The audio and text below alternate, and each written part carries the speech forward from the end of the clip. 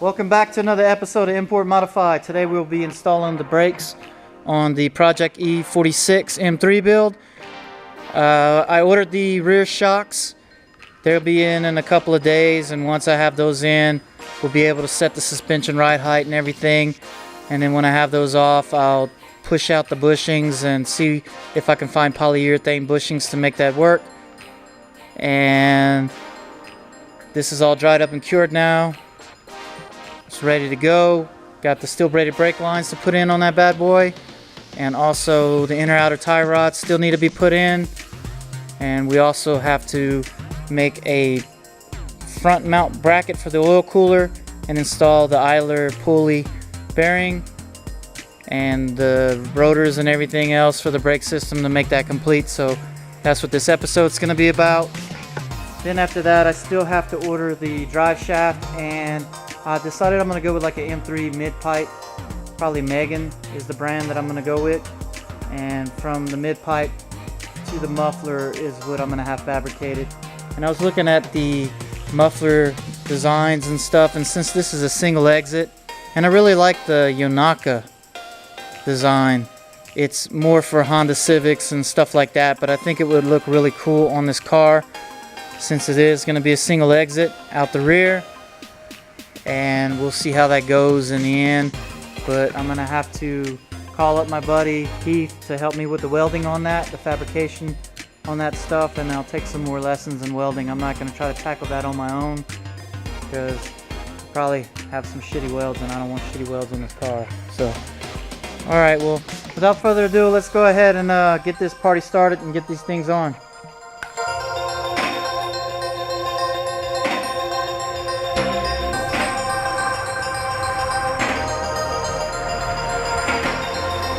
Alright, first order of business is we'll be installing the brake rotors onto the hubs. And I do have some of the set bolts right here. I'm missing one because if you watched the previous episode, I had to drill one out. So we'll be putting that in. And before I do that, I'm going to take my wire brush on my angle grinder and get a lot of the corrosion off of the hubs.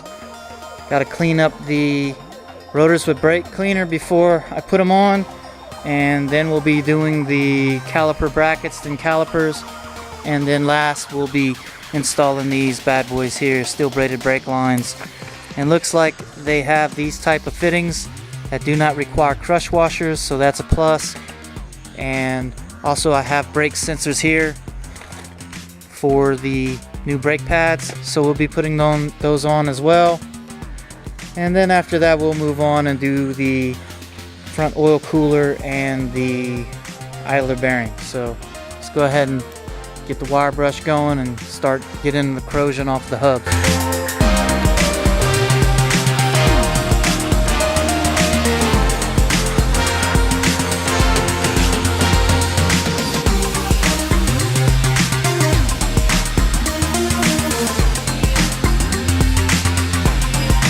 Alright, we got them nice and cleaned up now, especially around the lip where the wheel slides over. That was my complaint before with the corrosion on the hubs, was when I went to put the wheels on, it was really tight fit. That's why sometimes I had to take a mallet to beat it back off because of the corrosion that was on the lip right here where the bearing cap goes. But now I got that problem taken care of. We're going to go ahead now and take some brake cleaner, clean up these rotors, and we can go ahead and install them onto the hubs themselves.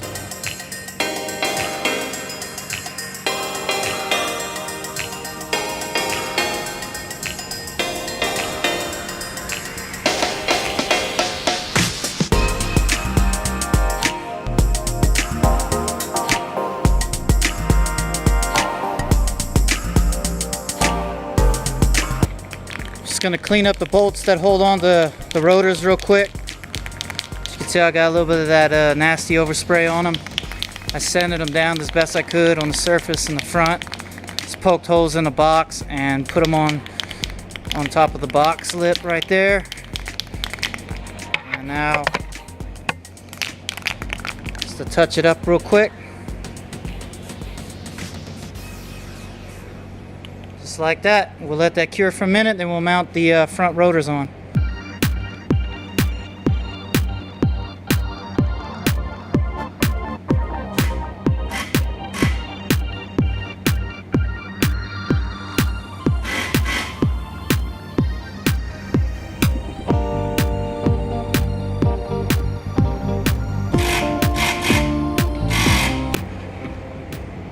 passenger front.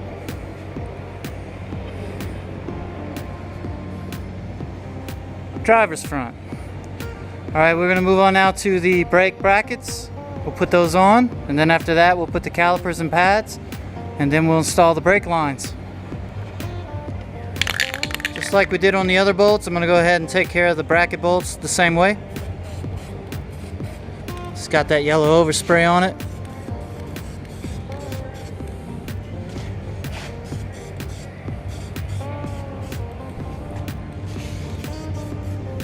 Let that cure for a little bit and we'll mount those caliper brackets. Alright, just like with everything, I like to put anti-seize on my bolts. That way it prevents them from rusting. Just a little bit on them like that.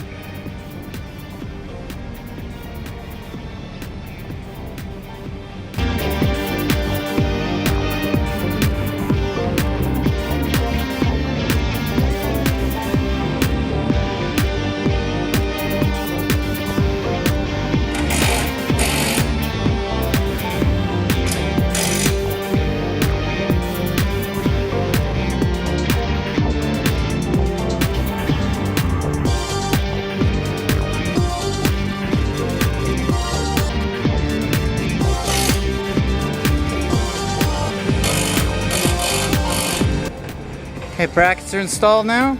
Looks pretty. So let's go ahead. We're going to put the pads in. And after the pads, we'll mount the sensors. Then we'll put those calipers on.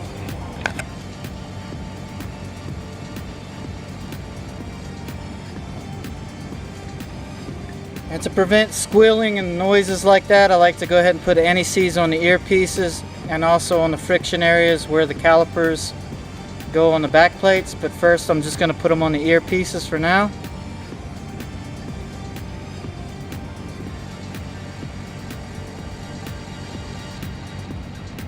And that's the reason we put the anti-seize is right there, so it's metal on metal. Gives it some lubrication from whenever it's compressing and decompressing. Usually a lot of times whenever you hear brakes squeal and the pads are still good, that's more than likely what's causing it, is it's rubbing right there causing it to squeal. But we go ahead and we take care of that before we even install it. That way when we're going down the road later on, we don't have to worry about any noises. Okay, it looks like they only gave me one sensor. There's a sensor usually that goes on the front and the rear of the vehicle. So that's one sensor. It looks pretty long. Here's the sensor right here. As you can tell, this one's pretty much a short sensor. And the long sensor is the one that goes to the rear. Here's that long one right here. Starts there, goes all the way up, down, and back there to make the connection back here. So we know that that sensor is the rear one, which is not a bad thing because if you look right here, we got some fraying. So we could use it. So we'll install that one after we do the fronts. But if you notice right here, try to do this with one hand. Here's the connection in right here. Looks a little chewed up, but it goes in right there, which, let's see if I can clean this up and get it to mount on there. But I need two hands, so let me go ahead and get the calipers and we'll mount the brake pads into the calipers first. Okay, I got the calipers now and here's the pins. I'm gonna have to lubricate these with anti-seize as well. But if you notice here on the calipers, you have your bleed screws. So your bleed screws will determine which side it actually is. The bleed screw has to be in the highest position. So if you have it mounted like this, that's incorrect. So you have to have them mounted up. So looking at them like this, we know that this is the driver's side and this is the passenger side. Just like I told you before about the bracket.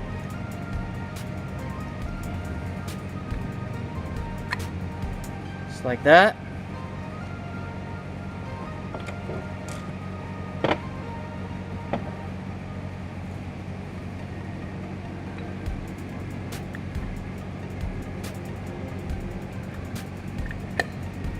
Just like that. Now I'm just going to add a little bit of anti-seize onto these slide pins, or guide pins you call it. Just like that. Just a little bit.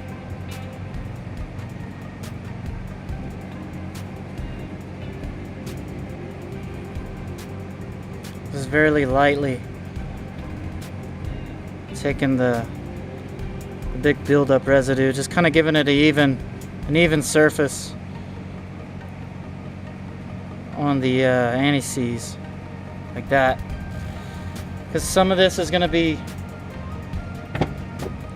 sheared off by the rubber boot, so just don't need all that clumping of the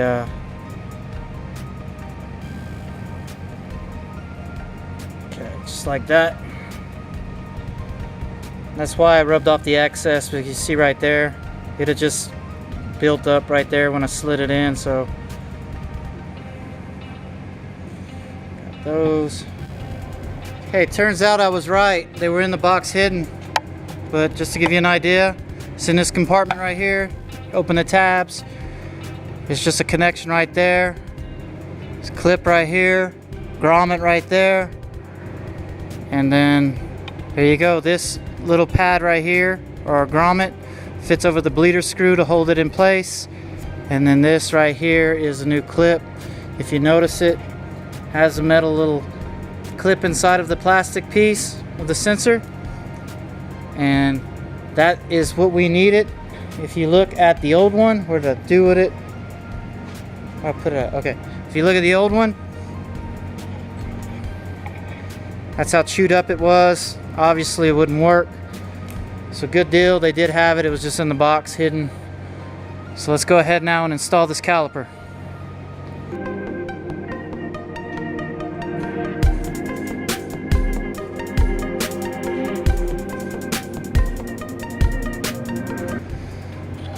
Okay, that's what I was talking about before, about this little grommet here.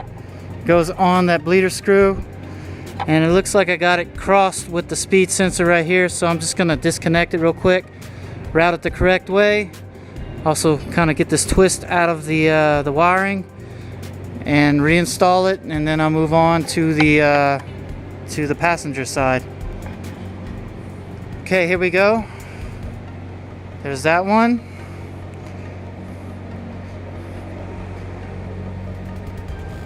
And there's the other side. This side here don't have the sensor.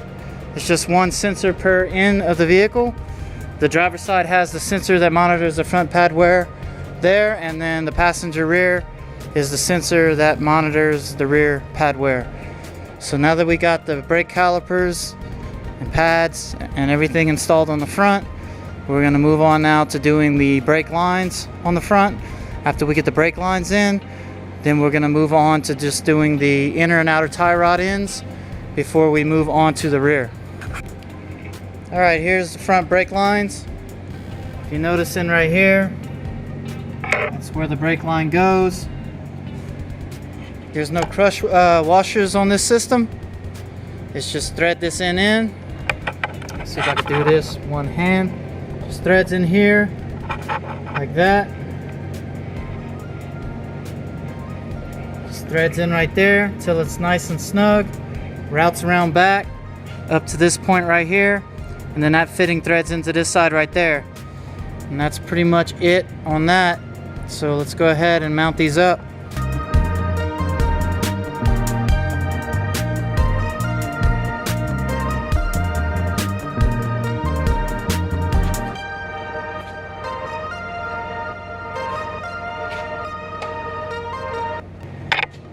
Up right there to that fitting. And they didn't give me any grommets or anything to hold it in place right here, but it seems like it won't be a problem. It's out the way. So that brake system is now complete. We're gonna go ahead and mount the other side, and then after that we'll get started on the tie rod, inner and outer tie rod ends, and then we'll move on to the back end of the car. Alright, we got them in now. I went ahead and took this fitting back off and retwisted the hose to get it to contour to the the way it's supposed to route.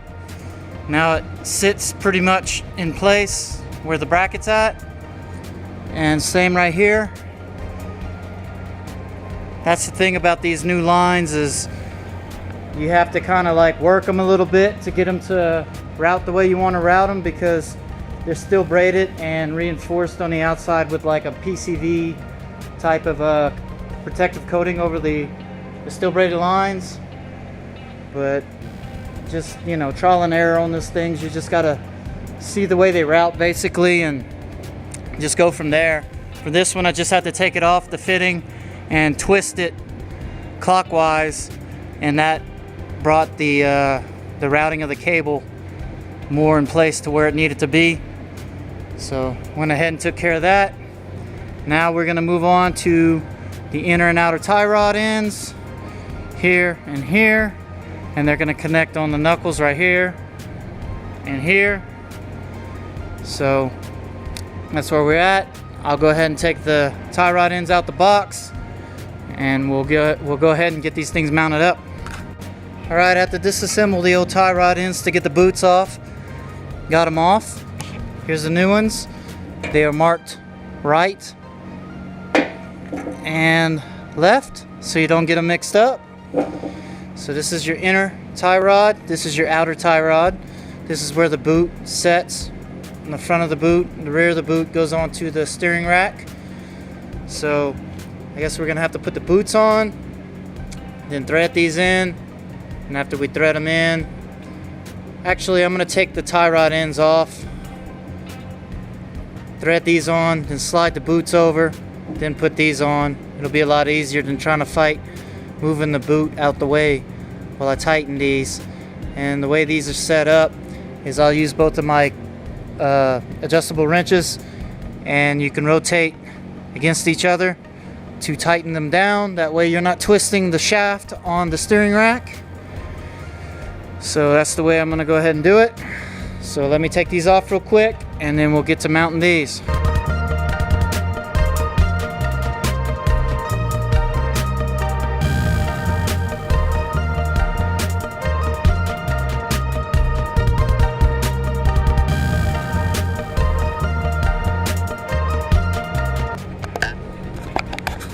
Alright guys, it's on there loose, but the inner tie rods are tight. Just gonna zip tie the boots. No need for the metal clamps. I've always done zip ties on these. They're just fine. It's a lot easier when I gotta take them back off. But sitting in the driver's seat, here's your right, here's your left. Everything looks good. So now I just need to tighten up the ball joints here and here. And then from there, straighten out the steering when I have the wheels on later. And I have it down with the steering wheel straight. I'll eyeball the front tires with the rear tires and make my alignment adjustments like that, because I will have to have it aligned on an alignment rack. So I like to get them somewhat as close as I can with my own eyes, so it's less work for my alignment guy. But cool, those are on now. Other than tighten those up, I'll do those here in a second, and then from there we'll move on to the rear. Alright, well, I'm gonna call it the evening. My son keeps calling me and bugging me to come home, and tomorrow is Thanksgiving, so I'm gonna cut today short. Whenever I get back in the garage, probably Friday, I'll go ahead and finish off the rear suspension, the rear brakes, the brake lines, calipers, and rotors. We'll get the idler bearing in there. We'll start making the mount. Saturdays, whenever I have the rear shock coming in, when I have this adjustable coilover shock off, I'll start getting the bushing out and make my measurements and see about getting me a polyurethane bushing to replace that cheap bushing, because these are those Chinese eBay coilovers, and you get what you pay for basically, because the bushings on these are shit. The rubber's cheap, and it was separating before I even put them on. But anyway, that's what it is. Cool. I'll see you guys back at the garage on Friday.